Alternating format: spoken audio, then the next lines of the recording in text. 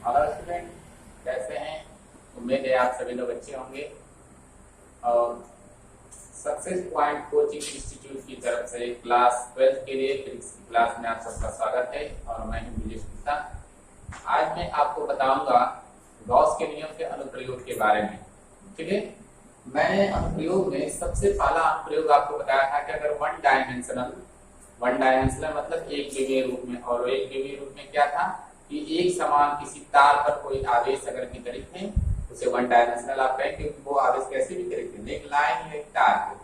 वो था कि वन डायमेंशनल रूप में अगर जो है आवेश एक समान रूप से वितरित है तो उसके कारण किसी बिंदु पर आप वैद्युत क्षेत्र की तीव्रता को कैसे निकाल सकते हैं, हमने आपको निकाल के दिखाया। नेक्स्ट आपका परीक्षा के पॉइंट ऑफ व्यू से एकेडमिक क्लास के लिए आपका इंपॉर्टेंट है कि अगर एक समान आवेशित अगर अनंत विस्तार की कोई समतल अचानक प्लेट है, जैसे है अनंत विस्तार का मतलब लंबाई चौड़ाई इसकी अनंत है और ये एक समान रूप से आवेशित, और वो अचानक अगर कोई प्लेट है तो उसके कारण किसी बिंदु पर वैद्युत क्षेत्र की तीव्रता कैसे होगी हमें। और देखिएगा यहाँ पर अगर हम प्लेट की बात करें और एक समान रूप से आवेशित है तो ये कितने डायमेंशन में हो जाएगा, 2 डायमेंशन में, क्योंकि इसमें एक्स वाई दोनों दो प्लेन आएंगे या वाई जेड आएंगे या जेड एक्स आएंगे, किसी दो प्लेन के को ही लेना पड़ेगा हमें जो है अगर अनंत विस्तार की प्लेट है तो कह सकते हैं सीधा सा 2 डायमेंशनल रूप में अगर आवेश वितरित एक समान रूप से तो उसके कारण किसी बिंदु पर वैद्युत क्षेत्र की तीव्रता कैसे आएगी। हमने मान लिया कि ये एक प्लेट के रूप में आपका समझिए कि ये आपका बॉडी असमित रूप से आपका लंबा और चौड़ा है, एक समान रूप से आवेशित है, तो इस बोर्ड के ऊपर जो आवेश है उनके कारण इस बिंदु पर कितनी आपकी वैद्युत क्षेत्र की तीव्रता होगी वो हमें निकालना है। ठीक है, मतलब ये आपका बॉडी हमने मान लिया, बोर्ड बहुत लंबा और चौड़ा है, पूरा बोर्ड एक समान रूप से अगर आवेशित है तो इस बोर्ड पर जो आवेश है उन सभी आवेशों के कारण जो है इस बिंदु पर कितनी आपके वैद्युत क्षेत्र की तीव्रता होगी, हमें गॉस के नियम का उपयोग करके ये हमें निकालना। चलिए, अब हमें गॉस के नियम का उपयोग करना है तो उसके लिए हम क्या बताएं, गॉस के नियम का उपयोग करना है तो उसके लिए आवश्यकता होती है आपके गॉसियन पृष्ठ की। ठीक है, पिछली क्लास में हमने बताया था कि आप गॉसियन पृष्ठ को कैसा सेलेक्ट करेंगे। एक हम जो गॉसियन पृष्ठ मानेंगे वो ऐसा होना चाहिए कि जो हमारा समतल है जहां पर आवेश है, आवेश के कारण जो भी वैद्युत क्षेत्र है वो वैद्युत क्षेत्र या तो उस तल पर अभिलंबवत पड़े या तो जो है उस तल के समांतर रहे। ठीक है, तो हमें उस पृष्ठ से होकर गुजरने वाले फ्लक्स की जो है गणना करना बिल्कुल आसान हो जाता है। तो हमने वो बताया था कि आप उसे बेलन के रूप में जो है, अब यहाँ आप जो है दो प्रकार से आप जो है अपने पृष्ठ को सिलेक्ट कर सकते हैं। ठीक है, हम काम क्या कर रहे हैं, यहाँ पर एक गॉसियन पृष्ठ की संकल्पना पहले कर रहे हैं। अब वो गॉसियन पृष्ठ कैसा होना चाहिए, यहाँ पर अगर बिंदु वैद्युत क्षेत्र निकालना है तो हम एक जो है या तो बोलिए कोई एक ऐसा गॉसियन पृष्ठ सेलेक्ट करेंगे जिसके अंदर ये आपका पॉइंट आ जाए, क्योंकि इस बिंदु पर हमें वैद्युत क्षेत्र निकालना है तो ये बिंदु गॉसियन पृष्ठ पर ही आ जाए पृष्ठ पर। अब वो पृष्ठ ऐसा है बेलन रूप का, बेलन रूप का इस तरीके से होना चाहिए। जब ऐसा बेलन होगा तो क्या प्रक्रिया होगी, इस बेलन के पृष्ठ की बात करें तो पृष्ठ आपका ऐसे बोली आपका है बेलन का ये वाला वक्र पृष्ठ, इस पर वैद्युत क्षेत्र की तीव्रता जो है उसी दिशा में होगी, क्योंकि ये आवेश है, धन आवेश के कारण वैद्युत क्षेत्र की तीव्रता बाहरी तरफ होती है। इसके प्रत्येक वक्र पृष्ठ पर उस तल के समांतर इधर होगी और जो तल की दिशा कैसे होगी, तल के अभिलंब होगी। यहाँ पर वैद्युत क्षेत्र और क्षेत्रफल वेक्टर दोनों के बीच का कोण कितना हो गया, 90। ये हिस्सा गोलीय बेलन का समतल होता है जहां पर वो बिंदु सेलेक्ट होगा, तो ये समतल होगा तो यहाँ पर वैद्युत क्षेत्र की दिशा कैसे होगी, इस तल के अभिलंबवत बाहर की तरफ, और इसी बिंदु पर जो आपका तल होगा तल की दिशा जो क्षेत्रफल वेक्टर है उसकी दिशा कैसे होगी, इस तल के अभिलंबवत बाहर। या यूं कह सकते हैं कि समतल पृष्ठ पर बेलन के वैद्युत क्षेत्र की तीव्रता और क्षेत्रफल वेक्टर दोनों एक ही दिशा में होंगे और वक्र पृष्ठ कैसे होंगे, अभिलंबवत होंगे। ठीक है, हमने यहाँ पे तल जो माना है, देखिए वो बेलन नहीं किया, किसी किताब में आपको बेलन मिलेगा, कहीं पर इस तरीके से मिलेगा घनाल की आकृति का। देखिए हम घनाल की आकृति का अगर लेते हैं तो ये तल की दिशा कैसे होगी, हमेशा अभिलंबवत होगी। अब वैद्युत क्षेत्र कैसे होगा, ये ऐसे तल पर होगा, तो यहाँ पर दोनों के बीच कोण कितना हो गया, 90 एंगल। अब इसके इस समतल की बात करें तो ये समतल यहाँ पर दोनों के बीच का कोण 0 हो गया। ठीक है, इस तरीके से हम जो है मतलब कहने का कोई जरूरी नहीं कि आप इस तल को या बेलन को ही सिलेक्ट करें, कोई वो आपके पास रिस्ट्रिक्शन नहीं है, लेकिन हम तल को ऐसा ही मानेंगे कि जिस तल पर आसानी से हम फ्लक्स को निकाल सके या वैद्युत क्षेत्र जो है अभिलंबवत हो या तो उसी के तल के समान हो, दो ही चीज होना चाहिए। ठीक है, चलिए तो हमने इस रूप का सिलेक्ट कर लिया है।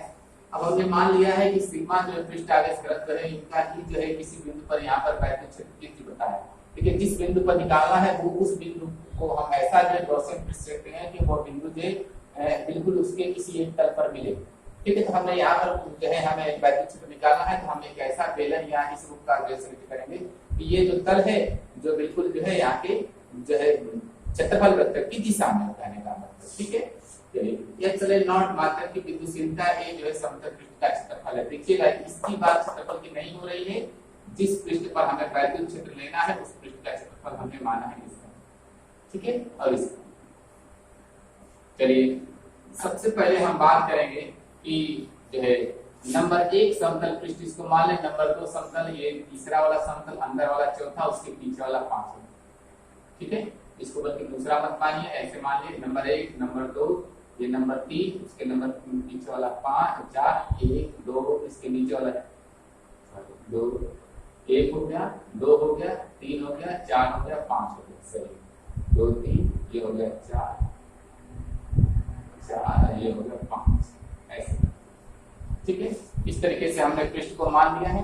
अब हम सबसे पहले यहाँ पर बात करेंगे कि नंबर 1 नंबर 2 नंबर 3 नंबर 4 जो पृष्ठ है उसके क्षेत्रफल वेक्टर की दिशा, तो पृष्ठ आपका इस तरीके से है, ऐसे है, ऐसे, तो सभी में क्षेत्रफल वेक्टर की दिशा कैसे होती है, तल के अभिलंबवत होती है।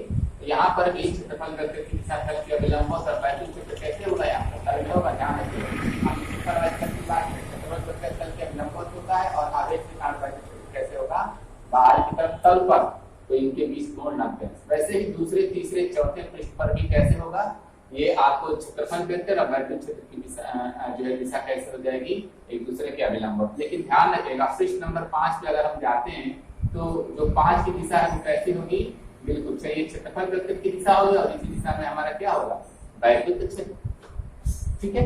अब देखिएगा अब हम बात करें वैद्युत क्षेत्र, यहाँ पर बिल्कुल सेम थिंग्स, ये चादर है, चादर के पीछे भी तो बिल्कुल वही चीज होना चाहिए, उतनी दूरी पर हमारा जो है कुछ ना कुछ फ्लक्स आपका गुजरेगा, क्योंकि हमें ऐसा जो है ये तल गॉसियन पृष्ठ ऐसा सेलेक्ट किया जितना दूरी यहाँ पर उतनी दूरी पर पीछे की तरफ है वो, ठीक है।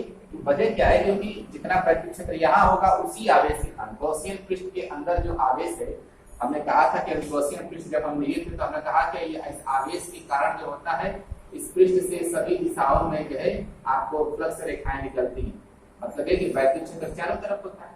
इसका मतलब कि ये जो पृष्ठ हमारा यहाँ पर सेलेक्ट हो गया, इसके अंदर ये हमने 2D में जो आपको तल दिया है, इस तल के कारण जो होगा वैद्युत क्षेत्र बाहर भी होगा, इधर भी और अंदर भी होगा। अंदर का कहने का ये मतलब उतनी दूरी पर पीछे भी होगा, क्योंकि ये जो वैद्युत बल रेखाएं जो है सॉरी वैद्युत क्षेत्र रेखाएं इसके सभी पृष्ठ से निकलती हैं, ठीक है। अब हम फ्लक्स को कैलकुलेट करेंगे, उस आधार पर हम वैद्युत क्षेत्र निकालेंगे, ठीक है। अब हम स्टार्ट करते हैं यहाँ पर कि पृष्ठ 1 2 3 तथा 4 से गुजरने वाला फ्लक्स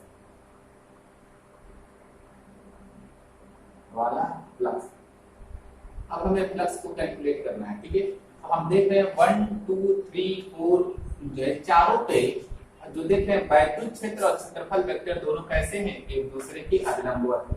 तो हम फ्लक्स की बात करें तो ये आपका होगा E डॉट dA इंटीग्रेशन ये है cos 90 डिग्री। ध्यान रखिएगा पहले वाले के लिए सेम चीज, ये दूसरे वाले के लिए भी यही चीज होगा, E dot dA cos 90 degree दूसरे वाले के लिए, तीसरे वाले के लिए भी आपका यही होगा E dot dA cos 90 degree और चौथे वाले के लिए भी यही होगा E dot dA cos 90 degree, ठीक है। तो बात करें कि ये नंबर 1 नंबर 2 नंबर 3 नंबर 4 ये जो आपके तल थे इन सभी तलों के कारण cos 90 cos 90 cos 90 cos 90 का मान कितना होगा 0। तो इन सभी तलों पर से होकर गुजरने वाला फ्लक्स क्या हो जाएगा 0, ठीक है। पांचवा तल यहाँ है, छठवां तल यहाँ, ठीक है। तो अब हम बात कर सकते हैं कि तल पृष्ठ इसी बल्कि गॉसियन पृष्ठ आप लिख सकते हैं, गॉसियन पृष्ठ 1 2 3 जो हमने मान रखा है, क्योंकि ये इस तरीके से समतल हमने बना दिया है, इनसे गुजरने वाला पृष्ठ 5 तथा 6 से गुजरने वाला फ्लक्स। अब हमने इस पर जो सूक्ष्म भाग डीए को लिया है, पहले हम इस सूक्ष्म भाग डीए से होकर गुजरने वाले फ्लक्स की बात करेंगे, तो कितना होगा ई डॉट डीए। अब देखिए ई और डीए दोनों जगह कैसे हैं, प्लस ई डॉट डीए। ठीक है, ई और डीए के बीच का कोण 90 एंगल है, और जब दोनों का मल्टीप्लिकेशन करेंगे तो कितना होगा, ई डॉट डीए cos 0 अंश plus E dot DA cos 0 अंश बराबर लिख सकते हैं 2 टाइम्स ई डॉट डीए अब cos 0 अंश का मान कितना होगा, a। अब बात करें कि हमने इस छोटे से पृष्ठ से होकर गुजरने वाला फ्लक्स को निकाल लिया, अब इस पूरे पृष्ठ से होकर गुजरने वाला फ्लक्स कितना होगा। ठीक है, तो ये जितना ई वैद्युत क्षेत्र की तीव्रता दोनों जगह एक समान है, मतलब ये इस तल से होकर गुजरने वाला फ्लक्स किस बात पर डिपेंड करेगा, इसके क्षेत्रफल पर। अब इस संपूर्ण पृष्ठ ए से गुजरने वाले फ्लक्स की बात करें तो कितना होगा, integration of E dot DA. ठीक है, चलिए सॉरी 2 आपका बाहर है, तो अब इस तल ए से गुजरने वाला फ्लक्स कितना होगा, 2 times integration of E dot DA. अब चलिए अगर ये हमने कहा कि अब देखिए इंटीग्रेशन ई एक समान है, मतलब ये आपका हो जाएगा, इसको ऐसे लिख सकते हैं इंटीग्रेशन ऑफ ई। कहने का ये तात्पर्य कि इस और इस तल से होकर गुजरने वाला फ्लक्स इसी पृष्ठ के क्षेत्रफल पर डिपेंड करता है, और कैसे डिपेंड करता है, इंटीग्रेशन के साथ। और इंटीग्रेशन का मतलब क्या है, मान लें कि ये सभी तरह डीए डीए डीए डीए से मिलकर बना है, तो डीए डीए डीए को क्या करना है, इंटीग्रेशन का मतलब जोड़ना है, और वो सभी डीए डीए से मिलकर बना है, सभी को जोड़ेंगे तो किसके बराबर होगा, इस पृष्ठ के क्षेत्रफल के बराबर कर सकते हैं। हमने माना है कि क्या है, इस समतल पृष्ठ का क्षेत्रफल है, इस वाले समतल और इस वाले समतल। ठीक है, अब चलिए तो ये हमें आ गया कैलकुलेशन के हिसाब से इस जो गॉसियन पृष्ठ है, गॉसियन पृष्ठ से होकर गुजरने वाला फ्लक्स। तो हम बात करें नेट फ्लक्स की, नेट गॉसियन पृष्ठ से फ्लक्स, उसको हम आई से नाम दें। अब वो कितना, देखिए यहाँ का फ्लक्स 0 है, 1 2 3 4 से, और 5 और 6 से गुजरने वाला फ्लक्स आप लेंगे 0 प्लस 2e इंटू ए, या बराबर लिख सकते हैं 2e। ठीक है, अब देखिएगा, अब हमने तो निकाल लिया है गॉसियन पृष्ठ बनाकर, ये जो समतल के अंदर आवेश बंद है, इनके कारण है इस गॉसियन पृष्ठ से होकर गुजरने वाला फ्लक्स। परंतु अब हम लगाएंगे गॉस का प्रमेय। क्यों, क्योंकि अब तो गॉस की प्रमेय तो ये बताती है ना कि गॉसियन पृष्ठ से होकर गुजरने वाला फ्लक्स कितना होगा। ठीक है, तो गॉस के नियम के अनुसार, गॉस के नियम से पृष्ठ से गुजरने वाला फ्लक्स, अब गॉस के नियम से वो फ्लक्स क्या होना चाहिए, हमने बताया गॉस के नियम के अनुसार किसी पृष्ठ से होकर गुजरने वाला फ्लक्स किस बात पर डिपेंड करता है, पृष्ठ से परिबद्ध नेट आवेश। नेट आवेश कहां पर होंगे, सिर्फ यही तो आवेश पृष्ठ से परिबद्ध होंगे, क्या है क्षेत्रफल का, तो पृष्ठ से परिबद्ध नेट आवेश का 1/ε0 गुना, तो पृष्ठ से परिबद्ध नेट आवेश को सिग्मा q/ε0 से आप लिख सकते हैं। अब चलिए वो q किसके बराबर होगा, यहाँ पर दे रखा है पृष्ठ आवेश घनत्व। ठीक है, तो पृष्ठ आवेश घनत्व सिग्मा बराबर आपका होता है, अगर जिस क्षेत्रफल में उपस्थित आवेश चाहिए उस क्षेत्रफल का हम जो है उस तल का हम क्षेत्रफल ले लें। ठीक है, और हम उसमें उपस्थित आवेश से अगर हम उसके क्षेत्रफल से डिवाइड कर दें तो वो कहलाता है पृष्ठ आवेश घनत्व, q/a। जिस तल का हमें क्षेत्रफल है उतने तल का ये आवेश होगा। तो अब वो हमें चाहिए कि देखिए एक क्षेत्रफल यहाँ है तो ये क्षेत्रफल AB होगा।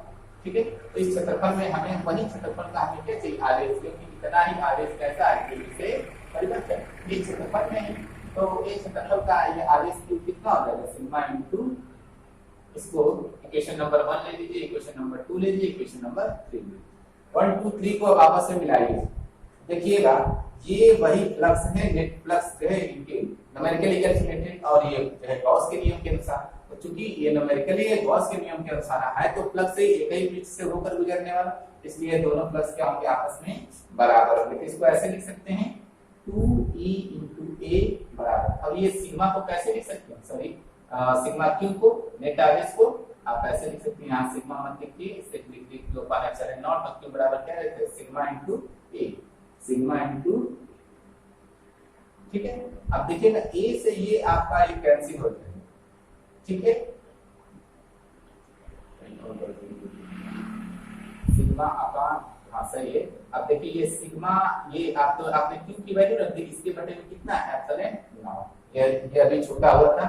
चलिए तो ये पूरा वैल्यू हो गया, ए से ए आपका कैंसिल। अब यहाँ से आप वैद्युत क्षेत्र की तीव्रता निकालेंगे, कितना लिख सकते हैं, सिग्मा अपान 2 एप्सिलॉन नॉट। ये आपका वो सूत्र है जो अनंत विस्तार की समतल प्लेट के कारण किसी बिंदु पर वैद्युत क्षेत्र की तीव्रता को देगा। E equal to sigma upon sigma upon 2 epsilon naught. अब चलिए ये चीजें तो आ गई। अब आप सभी जानते हैं कि वैद्युत क्षेत्र की तीव्रता है और एक ऐसी राशि होती है सदिश राशि। तो हम चाहें तो इस E को तो सदिश रूप में भी तो लिख सकते हैं, ठीक है। तो हम इसको ऐसे लिख सकते हैं, सिग्मा इक्वल टू हमने लिखा sorry E equal to sigma upon में 2 एप्सिलॉन नॉट। अब चलिएगा देखिएगा E की दिशा हम प्रैक्टिकली देख सकते हैं इस बिंदु पर जो है बिल्कुल बाहर की तरफ, ठीक है। अब हमें चाहिए इसको जो है दिशा के रूप में कैसे प्रदर्शित करें। अगर हम एक ऐसा वेक्टर लें जो क्षेत्रफल वेक्टर की दिशा में, हम एक ऐसा एकांक वेक्टर ले रहे हैं जिसकी दिशा कैसी है, क्षेत्रफल वेक्टर की दिशा में, या उस वेक्टर को कह रहे हैं नॉर्मल वेक्टर, जो क्षेत्रफल की दिशा में एकांक वेक्टर, एकांक। अब एकांक वेक्टर की बात करें तो एकांक वेक्टर हमने बता दिया ऐसा वेक्टर जिसका परिमाण एक होता है, सिर्फ वो दिशा को रिप्रेजेंट करता है। तो जिस दिशा में हमारा देख रहे हैं नॉर्मल वेक्टरियन है उसी दिशा में ये, तो हम इस नॉर्मल वेक्टरियन से इसमें मल्टीप्लाई करके ई की दिशा में मिल जाएगी। ये हो गया E equal to sigma upon में 2 एप्सिलॉन नॉट नॉर्मल वेक्टर। इस तरीके से चाहे तो हम E को सदिश रूप में रिप्रेजेंट कर सकते हैं, ठीक है। तो स्टूडेंट ये आपका बोर्ड एग्जाम के लिए बहुत ही इंपॉर्टेंट क्वेश्चन है, कई बार आपके परीक्षा में आया है। आप इसे जो है रिवाइज कर सकते हैं और इसको पढ़ सकते हैं।